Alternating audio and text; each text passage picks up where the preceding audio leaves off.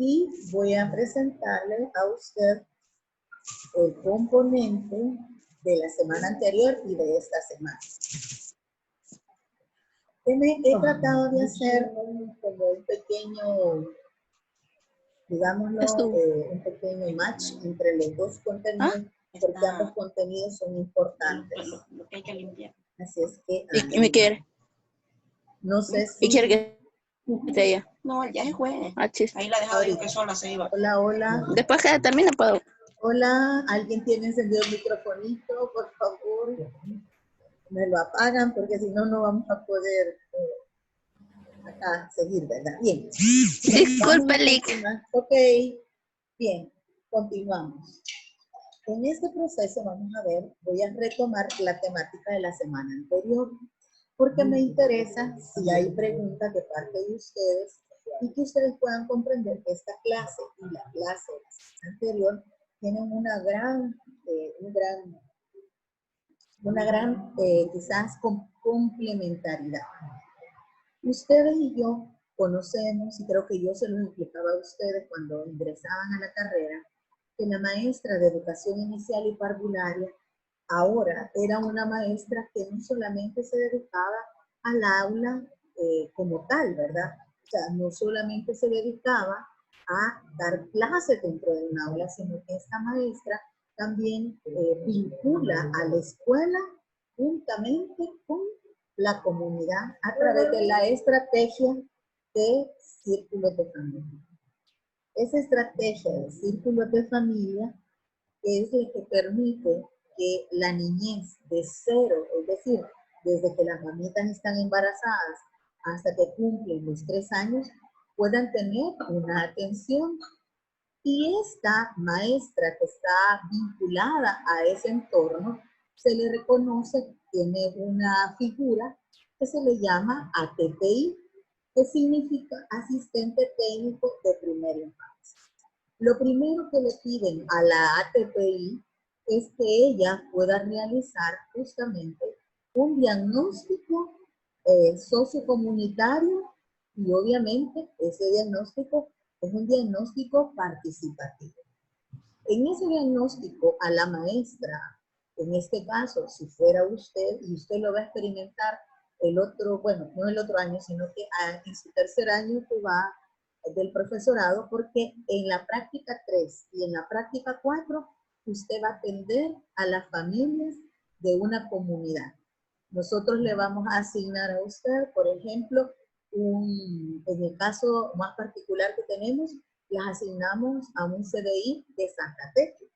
Y en Santa Tecla, las mamitas del entorno a ese CDI, ellas llegan al círculo de familia y ellas llegan a trabajar juntamente con ustedes. Entonces, partiendo de ese punto, el que ustedes conozcan cómo se realiza el diagnóstico participativo realmente es muy importante. Entonces, quiero retomar parte de los contenidos que ustedes van a aprender de manera práctica allá cuando lleven la práctica número 1. Veamos entonces el primero. Gracias. A ver. Primero vamos a definir qué es ese diagnóstico sociocomunitario.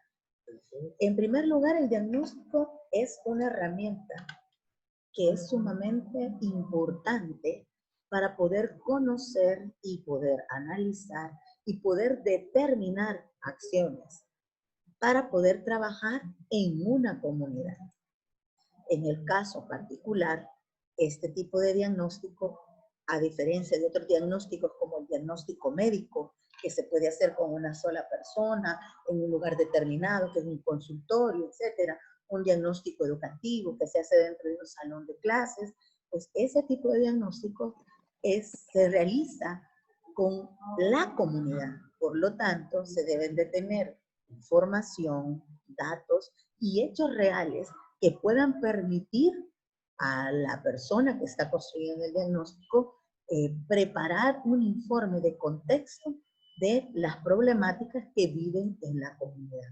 Particularmente, si hablamos del tema de primera infancia, es comprender, conocer y quizás observar cómo se vive o cómo la niñez de la primera infancia que se encuentra en, en esa comunidad está siendo atendida, a qué acceso, a qué tiene, a qué servicios tiene, si hay una clínica, si existe un centro comunitario de atención, ¿verdad? Si existe una iglesia cercana que pueda brindar atención extra como un club de madres, un club de padres, un club para los niños, etc.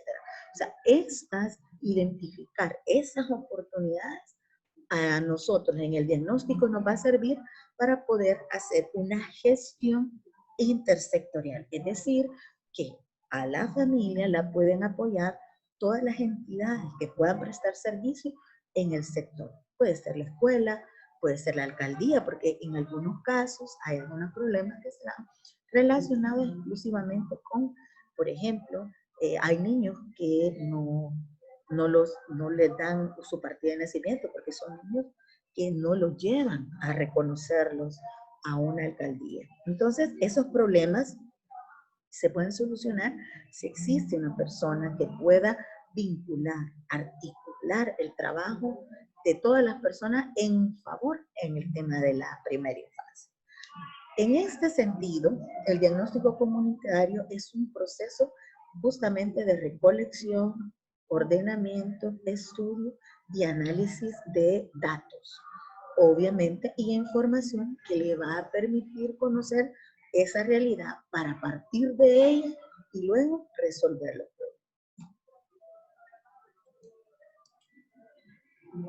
Bueno, obviamente la comunidad está compuesta por una serie de personas y sabemos que la comunidad es parte de la sociedad y la sociedad es por definición, o está compuesta por la célula llamada familia. A eso se le conoce como el famoso tejido social.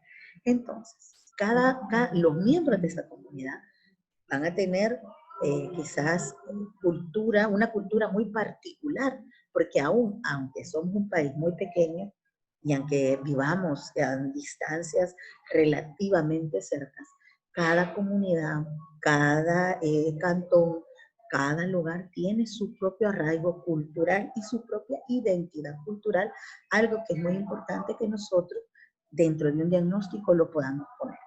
Si en el caso fuera que la comunidad es en una comunidad donde exista todavía gente de pueblos originarios, debemos de respetar esa identidad de las pocas personas que nos quedan con identidad de nuestros pueblos originarios. Y eso es algo bien importante porque a la hora de establecer el diagnóstico, eso viene a ser como un punto clave para poder explotar. ¿Qué más podemos decir acerca de esto? Bueno, que obviamente el diagnóstico debe cumplir con algunos objetivos. El primero es la información. ¿Qué tipo de información me interesa a mí en un diagnóstico? Obviamente, la primera información que me interesa es poder identificar cuáles son esos problemas que yo voy a resolver a partir de mi trabajo, a partir de mi gestión. ¿Qué más? Debe responder también a los problemas que le interesen también resolver a la comunidad, porque al final de cuentas, en ese momento yo me inserto en la comunidad, pero al final quienes saben las problemáticas, quienes conocen desde dónde se origina el problema, son las personas que viven ahí. Y hay que comprender algo que es bien importante. Hay que entender cuáles son las causas que provocan el problema y cada causa debe reflejar, obviamente, un efecto.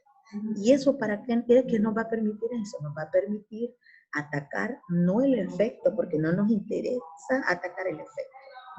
Nos interesa atacar la causa. Por ejemplo, si en esa comunidad se ve que hay muchas madres que son muy jovencitas, ese es el efecto de algo. ¿Ya? La causa vendría a ser otra. ¿Cuál sería la causa? Eso es lo que tendríamos nosotros que investigar, ¿verdad? También hay que identificar con los recursos que cuenta esa comunidad y los medios con los que ellas pueden actuar. Y por eso yo les decía que era importante que nosotros primero identificáramos, en primer lugar, ¿verdad?, qué elementos existían en la comunidad. Si había una unidad de salud, si había una escuela, si hay iglesias, si actúa una ONG, si hay alguna otra entidad que pueda aportar a la comunidad. Puede ser que la comunidad esté rodeada de una serie de fábricas, entre otras cosas. Entonces, eso les puede ayudar a poder ver con qué medios cuenta esa comunidad, ¿verdad? También hay que determinar la prioridad de la intervención. Y eso es de acuerdo a los criterios científicos técnicos que esta persona, en este caso, la que va a crear ese diagnóstico que sería usted, ya cuando esté en su práctica, usted debe de tener bien claro, ¿verdad? Por ejemplo, ¿qué es lo que queremos priorizar? Ay, no, vamos a priorizar que haya un círculo de familia para mamás jóvenes, menores de 18 años. Perfecto. Pero también es importante atender a la niñez, pero de igual manera es importante concientizar a la comunidad de que los embarazos a temprana edad, o sea, aumentan el círculo de pobreza, aumentan el círculo de violencia, etcétera. Entonces, sí es cierto, hay que atender a la niñez, pero también hay que hacer una conciencia o sensibilizar a esa comunidad del cuidado que deben de tener hacia los niños y las niñas que están en edad reproductiva, ¿verdad? Eso sería y esos son los criterios que se deben de tomar, científicos técnicos, que usted al final va a terminar tomando cuando usted realice un diagnóstico. Y por último, que no menos importante, es establecer con cuál estrategia usted va a realizar esa intervención. ¿Qué estrategia va a requerir? ¿Cómo es la población? Obviamente esto va a partir de ese diagnóstico inicial que usted hizo, ¿verdad? Sin ese diagnóstico sería como quien yo vaya a agarrar, a pescar a alta mar y en lugar de llevar un anzuelo, lleve una atarraya. ¿Qué más o sea, si estoy en alta mar, por lo tanto los peces están más profundos, no creo que me sirva una atarraya que no va a llegar muy adentro del mar, ¿verdad? Entonces, es bien interesante que comprendamos que este tipo de diagnóstico nos van a ayudar a establecer esas acciones que se deben de tomar para poder resolver la problemática que se ha utilizado, ¿verdad? Bueno, hay diferentes técnicas para poder realizarlo. En nuestra actividad estaba la semana anterior, porque esta es parte de la semana anterior, que se pudiera, no me recuerdo si era que lo conceptualizáramos o que la trabajáramos, pero hay un ejercicio en el cual se iba a hacer una lluvia de ideas, se iba a trabajar el árbol de problemas, se iba a trabajar también el FODA y creo yo que el mapa de riesgos de una comunidad. Esa parte iba a ser la parte, creo que, del conversatorio que dejamos, que no lo pudimos realizar la semana anterior. Por eso es que tomé la decisión de retomarlo en esta semana, porque no lo quiero dejar a vacío. Entonces, voy a explicar cada una de ellas para que ustedes más o menos tengan la idea en qué consisten estas estrategias, para que cuando a ustedes les toque realizarla, se recuerden que la vieron, por lo menos que la leyeron conmigo, ¿verdad? En el tema de la lluvia de ideas, esto primeramente se busca, si ya yo estoy realizando el diagnóstico comunitario, una de las primeras gestiones que yo tengo que realizar es el primer contacto, que sería con el líder comunitario, ¿verdad? Que en los procesos de la gestión comunitaria vendría a ser el presidente de la comunidad. Una vez identifico quién es la directiva, quién es el presidente, yo le planteo, nosotras como educadoras, se le plantea el compromiso nuestro de poder llevar transformación positiva a esa comunidad. En el caso particular de la primera infancia, se trabaja la parte de querer potenciar el desarrollo infantil temprano a través de procesos educativos con las madres, con las padres o con los cuidadores, ¿verdad? Porque en algunos casos son los abuelitos, son los tíos, son los hermanos mayores, entre otros, ¿verdad?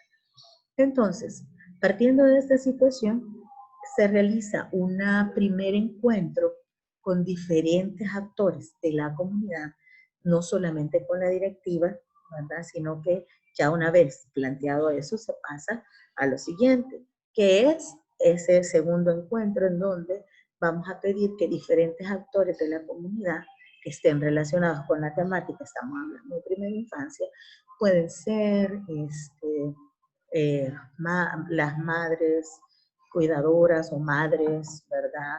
Abuelos, tíos de la comunidad, y a ellos se les presenta o se les plantea la oportunidad de potenciar el desarrollo infantil y se les pide a ellos que den una lluvia de ideas de cómo se podría realizar ese trabajo, quiénes deberían de estar apoyando el trabajo, cómo gestionarlo, qué acciones deberíamos de hacer, y a partir de ahí comienza a generarse una lluvia de ideas que sale principalmente de la misma comunidad.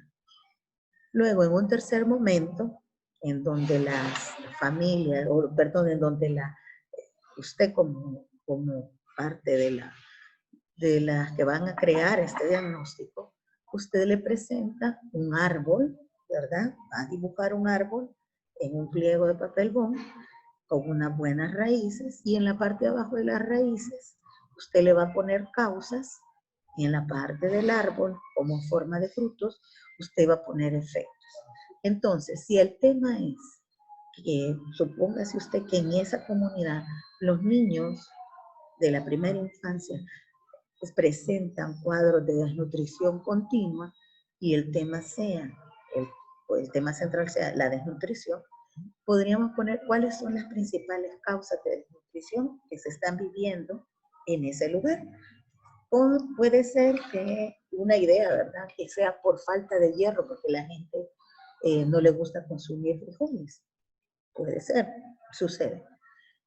Puede ser también que los niños no cumplen los 6 meses de lactancia exclusiva. Y eso les provoca que les dan sucedáneos de leche o sustitutos de leche, y esto les da enfermedades crónicas y el niño comienza a desmejorar en su salud. Entonces, abajo vamos a poner cuáles son las causas y arriba los efectos. Un efecto puede ser el bajo crecimiento, la poca ganancia de peso, las constantes diarreas. Imagínese usted que aparte de eso no exista agua potable, o sea, ahí se incrementa, ¿verdad? Entonces, en ese árbol de problemas, en un tercer momento, que estamos ya con la comunidad, ahí podemos identificar cuáles son las causas y los efectos que está provocando ese problema que puede estar relacionado con este tema del desarrollo infantil, ¿verdad? Luego tenemos que si en el caso fuera en el cuarto momento, que es el dibujando mi comunidad, y ese dibujo de la comunidad lo hiciéramos, obviamente, entre todas las personas de la comunidad, pudiéramos quizás identificar algún tipo de tierra más fértil donde pudiéramos tener algunos sembrados de plantas verdes como berro, chipilín, mora, etcétera, que nos permitirían alimentar a las mamás, primeramente de los niños, para que puedan dar una adecuada lactancia materna, o para los niños que se encuentran mayores de 1 año y medio hasta los 3 años, para que ellos puedan iniciar una alimentación rica en hierro a través de eso. Puede ser. Si el caso fuera que este diagnóstico es para prevención de desastres naturales, dentro del mismo dibujo de la comunidad realizado con la ayuda de todos los miembros de la comunidad, Se pueden identificar zonas de riesgo en donde se pueden tomar acciones para que se prevenga un desastre tanto de la niñez como para las personas adultas, etcétera, ¿verdad? En un quinto momento, ya pasando, ya viéndolo gráficamente, ¿verdad? Todo esto, pasamos al tema de hacer un FODA. Este FODA nos va a permitir identificar las oportunidades y las debilidades, las fortalezas y las amenazas que tiene esa comunidad. A través de esto se realiza un autodiagnóstico, ¿verdad? Y dentro de la misma comunidad se da cuenta que dentro de su comunidad hay fortalezas y que hay oportunidades también para poder mejorar. Y hay debilidades que se requiera de trabajarlas mucho más para prevención, más que todo. Y amenazas también. Y por último, ya esto sería ya como para el cierre, la observación directa. En esta de observación directa, que vendría a ser como un sexto momento, puede identificar de manera directa los problemas de la comunidad. Pero lo ideal es que para realizar todo el proceso de diagnóstico se puedan generar todos los pasos anteriores para que el diagnóstico salga bien enriquecido, para sensibilizar a las personas de la necesidad de trabajar en comunidad, para poder poner en el centro, en el caso fuera, a la niñez, para que la gente pueda invertir, no solamente inversión financiera, sino que inversión de interés por el desarrollo infantil temprano.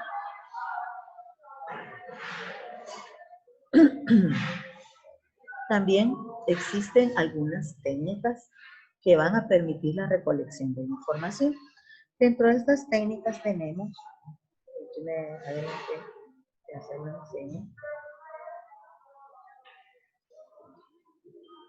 la entrevista, ¿verdad? Vamos a ver si me dejan. Ahí está. Tenemos el tema de la entrevista. Hay una entrevista simple, pero hay una entrevista llamada la entrevista a profundidad. La entrevista a profundidad es la que nos puede permitir tener un mayor acercamiento al problema a partir de los ojos de la persona que está viviendo el problema. Por lo tanto, saber elegir también a las personas que se van a realizar las entrevistas es bien importante. Hay una estrategia que en educación se ocupa muchísimo para poder llevar transformación, que se llama la investigación-acción, participación. En ese proceso de investigación-acción, justamente se combinan, ¿verdad? El análisis, ¿verdad? Profundo de la comunidad a la que o la comunidad o la situación en la que se realiza y se da una propuesta de cambio. Es decir, al final se tiene cómo se presenta la comunidad como se encontró, luego se da una intervención y luego se compara los productos finales con el inicio para ver cómo fue o qué tipo de intensidad tuvo el proyecto, si hizo un cambio significativo o si hizo un cambio relativo en la comunidad. Y luego existen otras estrategias también para poder encontrar esa causa-efecto que se llama, encontrar solución a los problemas, que es el diagrama de causa-efecto, que es un diagrama más que todo, es una diagramación visual que le permite a la comunidad o a la persona que está trabajando poder ver de una manera o visualizar, quizás sería la palabra, el cómo se puede lograr o cómo se pueden vincular las causas y efectos y ver las diferentes posibles soluciones, ¿verdad? Ese era el tema, hasta ese tema llegamos la semana anterior. Y el tema de esta semana es la animación sociocultural y el monitoreo en la parte del tiempo libre. Porque es importante ambas acciones. Eso es lo que yo quiero, quizás, por eso quería combinar ambas presentaciones. En el tema de la animación sociocultural, es un tema ya no solamente de hacer una intervención o de hacer un diagnóstico, sino que es ese acercamiento a las personas dentro de una comunidad. comentarles que para ustedes, cuando se enfrenten a la práctica de la parte comunitaria, es un gran reto realmente poder enfrentar esa parte. ¿Por qué? En primer lugar, la brecha de edades, tanto de los cuidadores, de las mamás, etcétera, es bien grande a comparación de las suyas, porque ustedes son la mayoría jovencitas. Entonces, cuando la maestra va a hablar de desarrollo temprano a una mamá que ya tuvo 3 hijos y que está mucho mayor que usted, o sea, representa un gran reto ese acercamiento. Entonces, es importante que usted conozca algunas quizás estrategias que van a permitir que usted se vuelva en esa comunidad, ¿verdad? O juegue el papel de un animador comunitario. Y un animador comunitario, como lo dice Ed Engage, el animador comunitario, es aquella persona que es capaz de estimular la participación activa de la gente y de influir con mayor dinamismo sociocultural, tanto en lo individual como en lo colectivo. En el 2013, que fue el primer año que nosotros nos aventuramos a tener esta práctica con el grupo de estudiantes de la carrera. La carrera abrió en el 2013. Fue un reto bien grande. Fue en el 2014 que entramos con la vía familiar comunitaria. Fue muy grande. ¿Por qué? Porque las chicas, era lógico, tenían solo un año de estar estudiando la carrera, habían visto solo las 10 materias que ustedes han visto, y el siguiente año les tocaba enfrentar a las mamitas, a las directoras, a las maestras de la vía familiar comunitaria. Entonces, si la estudiante, a pesar de que llevara los dibujos más espectaculares del mundo, a pesar de que le diera una galletita con un juguito, lo que le quisiera dar a las mamitas cuando llegaban al círculo de familia, si no era su actitud, una actitud proactiva, segura, en que lo que hablara fuera interesante, las mamás ya no volvían al círculo de familia y las estudiantes podían perder su práctica. Entonces, imagínense usted lo complicado que eso se volvió en aquel momento, porque no teníamos ni idea de cómo funcionaba un círculo de familia. Era la primera vez que se estaba dando. No sabíamos ni cuáles eran los pasos, ni cómo eran los momentos. O sea, una situación bien complicada que se daba en ese momento. A partir de la práctica, a partir del 2014 hasta la fecha, tenemos ya 6 años de experiencia en esta área, y cada año nos fue enseñando, cada año nos fue motivando a mejorar la estructura de cómo a nosotros teníamos que formar a las estudiantes. Es por eso que ustedes en esta cátedra están recibiendo elementos que les van a servir en su práctica 3 y 4. Incluso tuvimos que mover la práctica de círculos de familia a su 3er año de profesorado. Y lo hicimos con el propósito de que usted agarrara un poquito más de experiencia al trabajar dentro de un salón de clase, al trabajar con maestras, al trabajar con la directora, al atender de alguna manera a la mamá de algún niño que quisiera hablar con usted, etc. Pero dejamos la práctica, que esta es netamente trabajar, vincularse dentro de la comunidad, trabajar con familias, no es nada fácil, es bastante complicado. Por eso es que usted necesita conocer algunas acciones que se deben de tomar en cuenta para poder realizar una animación cultural. Y esa animación cultural, como lo dice acá, dice que debe potenciar y estimular la participación de las personas y debe de influir en la transformación sociocultural de la comunidad. Y interesante, debe de animar, ¿verdad? Y debe de procurar que las personas muestren iniciativa y se enamoren del programa, en este caso, que es la vía familiar comunitaria, o del proyecto que usted esté realizando.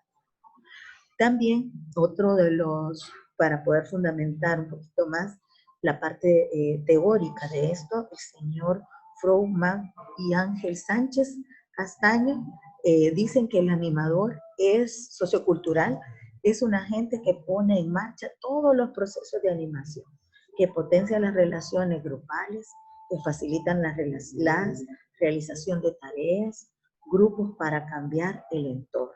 Es decir, que usted cuando ya sea parte de la vida familiar comunitaria, usted va a entrar como un animador sociocultural.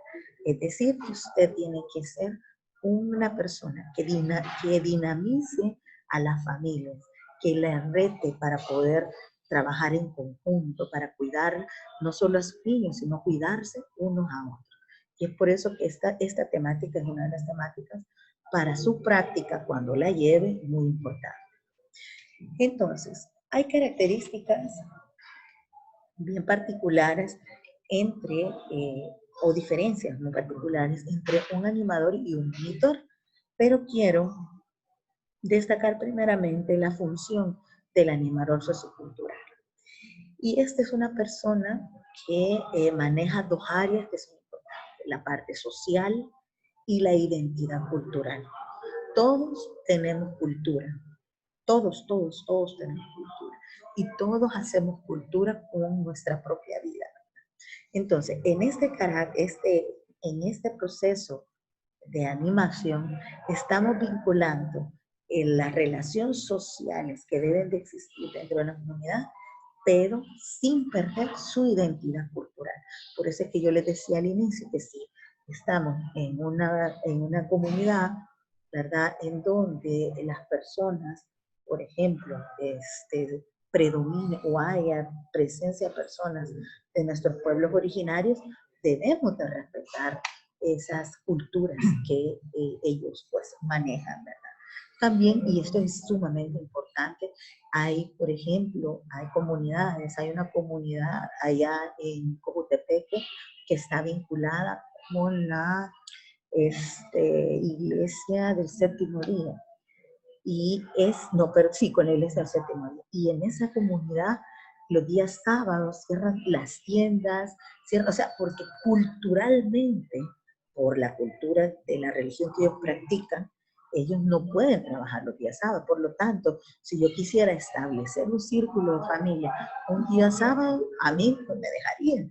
¿Por qué? Porque allí dentro de su cultura, o no llegarían los papás, porque en esa comunidad la gente guarda el séptimo día, ¿verdad? Entonces, todas esas cosas son bien importantes de que debemos de comprender hacia dónde me enfocar. Y el tema educativo está relacionado exclusivamente con cambiar, con realizar o provocar un cambio, ¿verdad? Un cambio, educar significa, o que viene de la palabra en latín, educir, y educir significa sacar lo mejor que una persona tiene adentro. Cuando hablamos de procesos educativos, estamos hablando de procesos que permitan que una persona saque lo mejor de su interior. Miren qué interesante es. Y obviamente ese proceso, hacerlo colectivamente, cambia las comunidades. Como yo les decía, en otros países se habla acerca de dos personas que están relacionadas con esta animación sociocultural, el animador sociocultural y un monitor. Entonces, quiero dar la diferencia porque si ustedes en algún momento, en alguna de las lecturas, ustedes encuentran animador y monitor, no quiero que se asusten porque ambos trabajan vinculadamente. El animador es una persona que tiene una formación específica, es decir, realiza tareas o actividades concretas en un proceso, ¿verdad? Por ejemplo, puede haber un monitor de procesos educativos que se va a enfocar exclusivamente en esa comunidad a educar a las personas. Puede ser que dentro de esa comunidad también haya un monitor que esté relacionado a identificar problemas de salud. Entonces, ese va a tener una formación específica en el área de salud. Puede ser que una persona que tenga estudios que le permitan conocer los derechos de la niñez, pues pueda realizar un monitoreo de actividades específicas que permitan o garanticen más bien los derechos de los niños. El animador tiene una formación que le capacita para desarrollar una gama amplia de actividades, ¿verdad? Que son de carácter más como lo que hablamos al inicio, la parte de la organización, desarrollo de sus labores en el proceso de la animación, análisis a la realidad, necesidades, por ejemplo, necesidades que presenten las personas, etc. El animador es una persona que está más preparada porque ésta es capaz de organizar, es capaz de desarrollar, es capaz de monitorear hasta llegar al punto de poder evaluar todo el proceso que se dé dentro de la comunidad. ¿Y cuáles son esas capacidades que esta persona como animador debe tener? Bueno, debe de tener la capacidad de infundir vida, es decir, de infundir entusiasmo, animación, motiva, potencia, el optimismo, etc. También tener la capacidad de relacionarse y comunicarse con la gente. Importante, debe aprender a escuchar, debe aprender a mantener la calma, debe aprender a leer el lenguaje corporal, debe aprender a conocer, a interesarse por lo demás. También debe de tener convicción y confianza que con la gente que está trabajando puede realizar o puede alcanzar los objetivos planteados. Tiene que ser una persona que impulse a esa comunidad a poder salir adelante. También debe de tener una madurez, ¿verdad?, humana. Esto, ¿verdad?, se asume como que una persona que tenga inteligencia emocional, ¿verdad?, que sea capaz de comprender que por cultura las personas quizás actúan así, no es porque le caiga mal o porque no la quieren, sino porque dentro de su madurez emocional le permitan a él comprender a las personas con las que trabajan. Tiene que tener también fortaleza y tenacidad para enfrentar dificultades, porque no es fácil trabajar dentro de una comunidad. Así como hay problemas en casa, imagínense trabajar con 20 familias, una cosa tremenda. Entonces tiene que tener esa fortaleza, ¿verdad?, para poder enfrentar las dificultades y ver a las dificultades como una oportunidad de aprendizaje, no como un bloqueo, sino como una oportunidad de aprendizaje.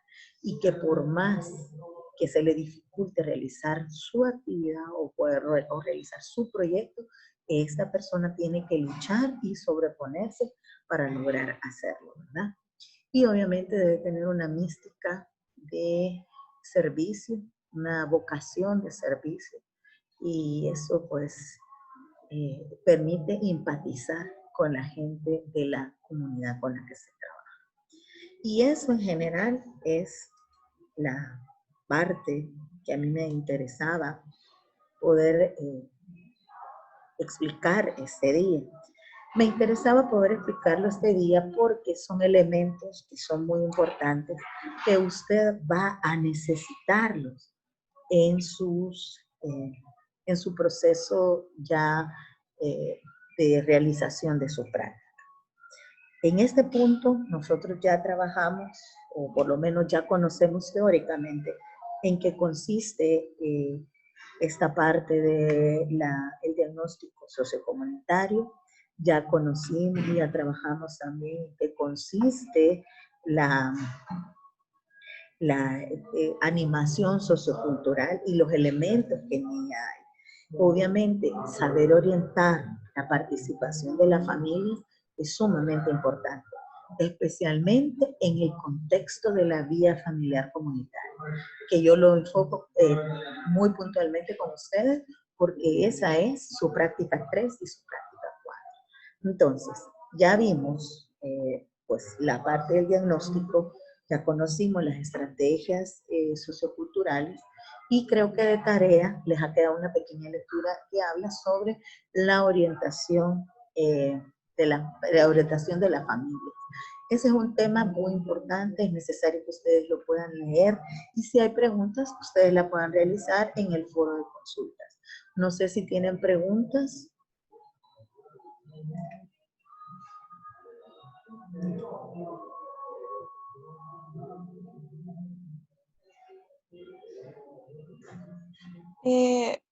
No, Nick, Bueno. todo quedó claro. Gracias. Ok, perfecto. Bueno, Lick. chicas, ¿sí?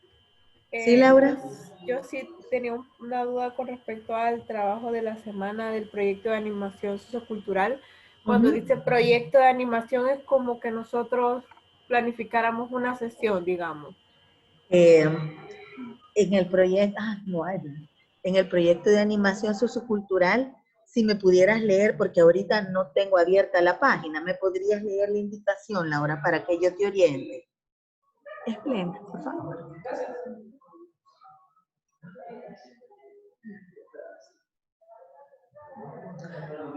O alguna de las compañeras que tenga abierta la página.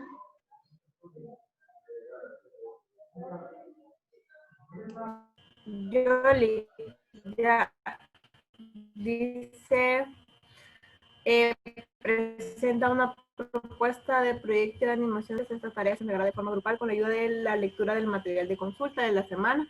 Realiza una propuesta de animación sociocultural para las familias salvadoreñas. Bueno, en ese punto, el Laura sí tendrían que hacer una propuesta de un proyecto de animación sociocultural. Por ejemplo, nosotros en primera infancia hacemos algo que se llama la feria de primera infancia. ¿Cómo se hace eso? A partir del círculo de familia nosotros trabajamos, por ejemplo, 6 meses en una escuela realizando la práctica 1, la práctica 3, y durante esos 6 meses se tocan temas relacionados a la salud, se tocan temas relacionados a los derechos, se tocan temas relacionados a protección, en el sentido de protección dentro de la casa, por ejemplo, cómo puedo tener un hogar seguro. Bueno, y parte de cosas elementales, el hogar seguro es que la cocina no esté al nivel del niño porque se puede quemar, por ejemplo. Que los cuchillos o las cosas con las que el niño se puede hacer daño estén guardadas en una altura adecuada para que el niño no las pueda alcanzar. Estoy hablando... O sea que sería como hacer como un taller. Puede hacerlo como un taller. Un tallercito en el cual usted va a proponer, por ejemplo, pero acuérdese, es de animación sociocultural. Usted va a respetar la parte de la interacción, de las relaciones de las personas de la comunidad y les va a hacer una propuesta, por ejemplo, supóngase, para mí una de las actividades interesantes de la animación sociocultural es hacer el Festival de la Limpieza, porque estoy hablando a nivel comunitario. Entonces, el Festival de la Limpieza es que yo les propongo a la comunidad, mi objetivo ¿cuál es? Mantener entornos libres de vectores, de ratones, de zancudos, de cucarachas, etc. Entonces, ¿qué vamos a hacer? Bueno, vamos a hacer una limpieza general en la comunidad. Todos los papitos van a participar, cada pasaje, ¿verdad? Tiene un equipo de trabajo que es relacionado con los papitos, ¿verdad? Estoy hablando, eso es como un ejemplo, ¿verdad? Entonces, cada pasaje va a hacer una limpieza. Y le vamos a dar, por ejemplo, si la directiva de la comunidad tuviera fondos o yo puedo conseguir que me regalen una pizza a la casa que encontremos más limpias y vamos a crear una lista de cotejo para ir a observar esa casa, si está aseada, si no tienen, no acumulan agua donde puedan vivir zancudos, por ejemplo, ¿verdad? Las ventanas o lo que tengan de ventanas está limpio, organizado, hay ventilación, los niños andan limpios. Recuérdense que en una comunidad pues los pisos son de tierra, ¿verdad? Entonces, obviamente, yo tengo que comprender también el contexto. Entonces, más o menos, esa sería como la idea, perdón, esa sería como la idea de cómo ustedes van a proyectar. Puede ser, como dice Fiorella, puede ser un taller, podría ser un taller, puede ser un proyecto, una propuesta, una propuestita, una propuesta y pues le podemos poner propuesta de animación sociocultural, creciendo juntos. Y en creciendo juntos cuidamos nuestras plantas. Y el proyecto es a cuidar el medio ambiente, etcétera, etcétera. Algo así. Algo más o menos parecido a eso. Entonces, en base a eso, tendrían que presentar ese proyectito. No sé si hay más. Lick, No sé si hay- entonces, sí, dígame. es de cualquier temática, puede ser acerca de cualquier tema. Sí, puede ser acerca de cualquier tema. Y si lo pudiéramos relacionar a la vía familiar comunitaria, sería súper genial porque ya nos quedaría, son 5 grupos, nos van a quedar 5 estrategias. Podríamos entregar al final, podríamos hacer como un pequeño compendio de las 5 actividades y ustedes cuando estén ya en la vía familiar comunitaria las pueden implementar. Sí, las podríamos hacer así. Lick, y siempre tienen que involucrar a la familia y la comunidad, a las dos. Sí, es que la comunidad, ¿por qué me interesa la familia y la comunidad? Porque la comunidad está compuesta de familias. Y si yo quiero hacer un cambio significativo en mi comunidad, tengo que involucrar a las familias de mi comunidad. Tengo que sensibilizarlas, tengo que convencerlas de que haciendo esas acciones voy a mejorar la calidad de vida de ellos y de sus niños. En el caso particular, me interesa el tema de la niñez porque es lo que nosotros hacemos, ¿verdad? Puede ser también enfocada al adulto mayor, pero que se vea la vinculación familia y comunidad. No sé si alguien más tiene preguntitas.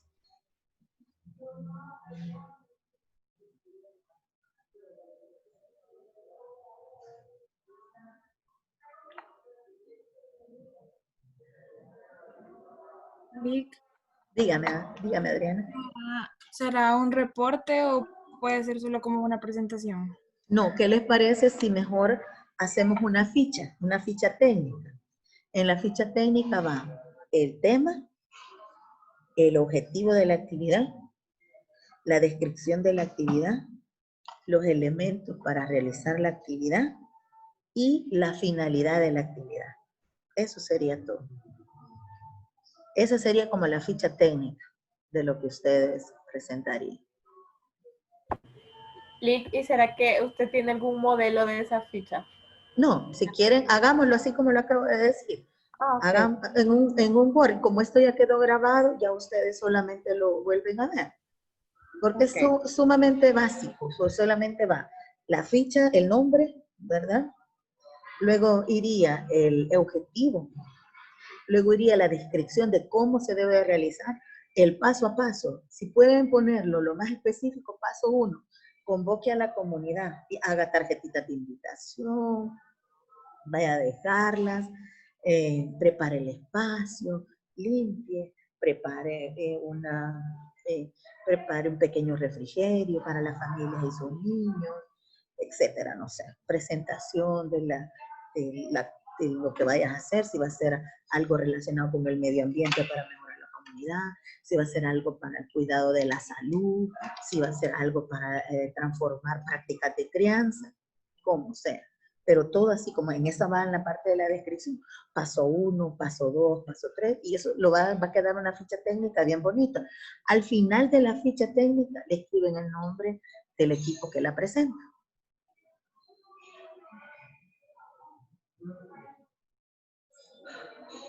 Eso sería entonces. ¿Alguien más va a preguntar?